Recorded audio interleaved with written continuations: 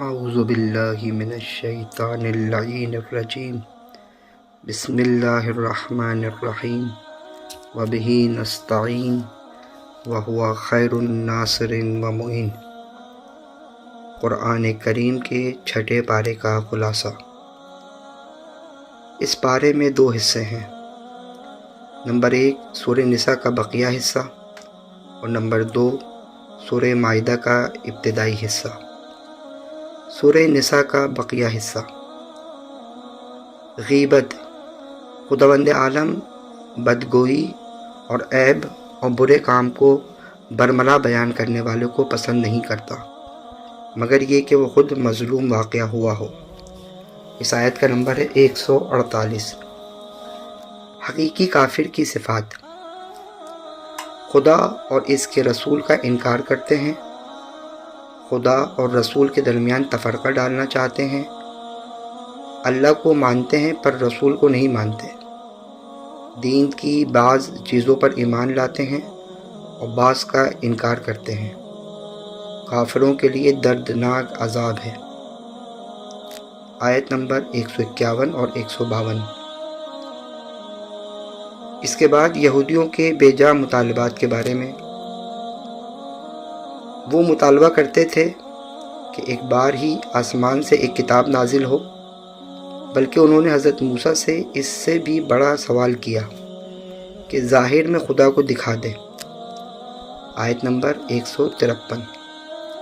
حضرت عیسیٰ پر ایمان۔ انہوں نے حضرت عیسیٰ علیہ السلام کو قتل کرنے کی کوشش کی مگر اللہ تعالیٰ نے ان کی حفاظت فرمائی۔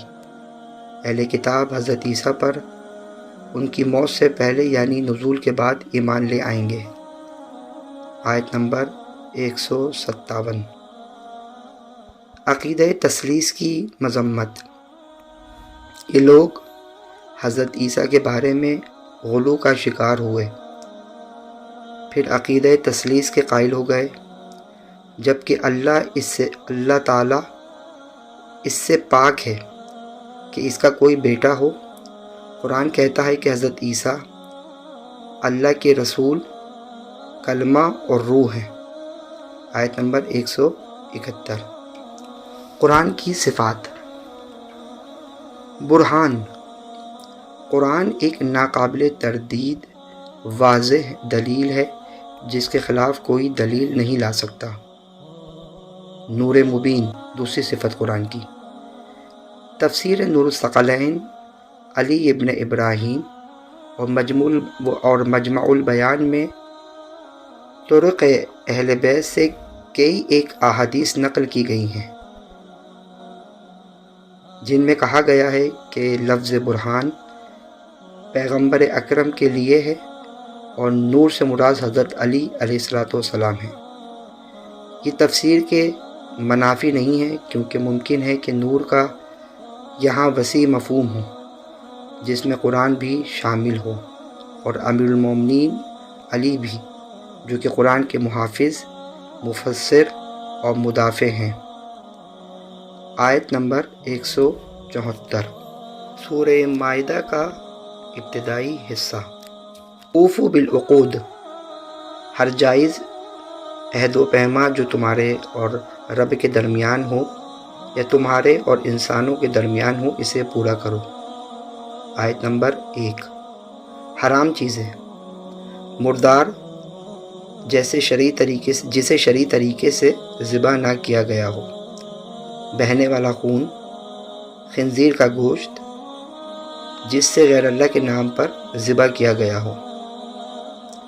حضرت علی علیہ السلام کی ولایت کا اعلان۔ غدیر کے دن کفار اس دن مایوس ہو گئے، دین اس دن مکمل ہو گیا، نعمت الہی تمام ہو گئی اور خداوند عالم نے دین اسلام کو پورے عالم کے لیے آخری دین کے طور پر پسند کر لیا۔ آیت نمبر 3۔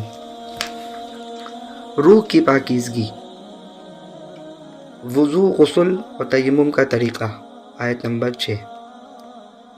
بنی اسرائیل کے 12 نقیب۔ بنی اسرائیل کے 12 قبیلے تھے اور ہر قبیلے کا ایک سردار تھا۔ فریقین کی روایت میں موجود ہے رسول اکرم نے فرمایا میرے جانشینوں کی تعداد بنی اسرائیل کے نقیبوں جتنی ہوگی۔ آیت نمبر 12۔ بنی اسرائیل کی فضیلت۔ حضرت موسیٰ علیہ السلام نے اپنی قوم سے کہا اللہ نے تم میں انبیاء پیدا کیے، تمہیں بادشاہت دی اور تمہیں وہ کچھ دیا جو عالمین میں کسی کو نہ دیا، مثلا دریا میں شگاف ہونا، منو سلویٰ کا نزول، پتھر سے چشمہ پھوٹنا۔ آیت نمبر 20۔ حضرت موسیٰ کا واقعہ۔ حضرت موسیٰ نے اپنی قوم کو مقدس سرزمین فلسطین میں داخل ہونے کا کہا۔ انہوں نے کہا یہاں طاقتور قوم آباد ہے، جب وہ نکلے گی تب ہم داخل ہوں گے۔ خوف خدا رکھنے والے دو لوگوں نے ان پر حملے اور خدا پر بھروسہ رکھنے کا کہا۔ فاسق قوم نے کہا آپ اور آپ کا پروردگار خود آ کر جنگ کرے۔ حضرت موسیٰ نے خدا سے کہا میرا اختیار مجھ پر اور میرے بھائی پر ہے، اور یہ فاسق قوم نہیں سمجھتی، لہذا ہم اور ان میں جدائی ڈال دیجیے۔ اللہ نے فلسطین پر 40 سال کے لیے ان کو حرام کر دیا۔ اللہ نے فلسطین ان پر 40 سال کے لیے حرام کر دیا، اور وہ سرزمین دشت فاران میں سرگرداں پھرے۔ آیت نمبر 21 سے لے کے 26 تک۔ حابیل اور قابیل کا قصہ۔ حضرت آدم کے دونوں بیٹوں کی قربانی میں سے حابیل کی قربانی تقوی کی وجہ سے قبول ہوئی۔ قربانی قبول نہ ہونے کی بنا پر قابیل نے اپنے بھائی حابیل کو قتل کر دیا، جبکہ قتل کرتے وقت حابیل نے اس پر ہاتھ اٹھانے سے انکار کر دیا اور اس سے کہا وہ تو خدا پروردگار سے ڈرتا ہے۔ اللہ نے کوے کو بھیجا تاکہ اس کو سکھائے کہ وہ اپنے بھائی کی لاش کو کیسے چھپائے۔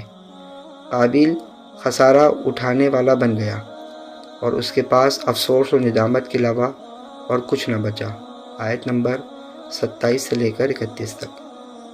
ایمان والوں کے لیے نصیحت۔ اللہ سے تقوی اختیار کرو، اللہ کی طرف قربت کا وسیلہ تلاش کرو، اللہ کی راہ میں جہاد کرو، شاید تم کامیاب ہو جاؤ۔ آیت نمبر 35۔ یہود و نصارہ کو اپنا حامی نہ بناؤ، جو تم میں سے ان کو اپنا حامی بنائے وہ انہی میں سے ہے۔ آیت نمبر 51۔ چوری کی سزا۔ چوری کرنے والے مرد اور عورت کے ہاتھ کاٹ دینے کا حکم ہے۔ آیت نمبر 38۔ یہودی کا نظریہ۔ یہودی اللہ کے مجبور ہونے کے قائل تھے، جبکہ قرآن اس کے برعکس عقیدہ رکھتا ہے۔ آیت نمبر 64۔ آئے ولایت۔ ولی فقط اللہ، رسول اور جو نماز قائم کرے اور رکوع کی حالت میں زکوٰۃ دے۔ اس کے بارے میں مختلف مفسرین قرآن نے کہا کہ اس کا واحد مصداق حضرت علی علیہ السلام ہے۔ آیت نمبر 55۔ اس کے علاوہ رسول اکرم کو حضرت علی کی ولایت کا اعلان کرنے کا حکم دی۔ یہ آیت 18 ذی الحجہ کو غدیر خم میں نازل ہوئی۔ اے رسول، جو کچھ آپ کے پروردگار کی طرف سے آپ پر نازل کیا گیا ہے اسے پہنچا دیجیے۔ اگر آپ نے ایسا نہ کیا تو گویا آپ نے اللہ کا پیغام نہیں پہنچایا، اور اللہ آپ کو لوگوں کے شر سے محفوظ رکھے گا۔ بے شک اللہ کافروں کی رہنمائی نہیں کرتا۔ آیت نمبر 67۔ بنی اسرائیل پر لعنت۔ حضرت داؤد اور حضرت عیسیٰ نے لعنت کی، جو کافر ہوئے، نافرمان تھے، حد سے تجاوز کرتے تھے، برے کام پر توبہ نہیں کرتے تھے، اور ان سے اللہ ناراض ہے اور وہ ہمیشہ عذاب میں رہیں گے۔ آیت نمبر 78 سے 80 تک۔ یہ اس چھٹے پارے کا خلاصہ تھا جو آپ کی خدمت میں پیش کیا۔ دعا گو ہے کہ پروردگار ہمیں قرآن کریم کی تلاوت، ترجمہ اور تفسیر پڑھنے کی توفیق عطا فرمائے۔ وآخر الدعوانا ان الحمد للہ رب العالمین۔